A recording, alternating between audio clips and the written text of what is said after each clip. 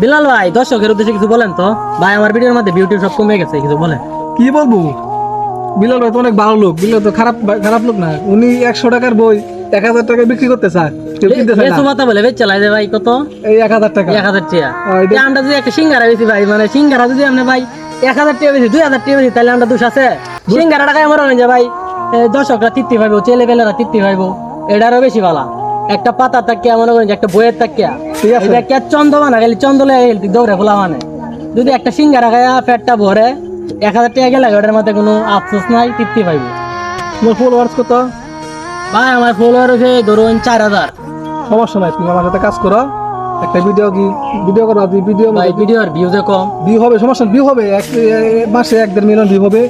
আর তুমি চিন্তা করো, তোমার 10,000 ফলোয়ার না, এই তোমার এক মাসে 50,000 ফলোয়ার বেড়ে যাবে, সমস্যা নাই। দর্শকরা ভাই একটু চিন্তা বলে করো না। দেন যে ভাই আমার সাপোর্ট করতে। ওকে সবাই লাইক কমেন্ট শেয়ার করো, সাপোর্ট করো। ও আমাদের ছোট ভাই। আমরা ভাই ঠিক আছে। আমরা সিঙ্গারা বেচতে চাই, কোনো লেচু পাতা আর হইছে বই না। সিঙ্গারা বেচতে চাই, 1000 টাকা করে বিক্রি করবো। সিঙ্গারা খাই আপনারা ফ্যাট করবো।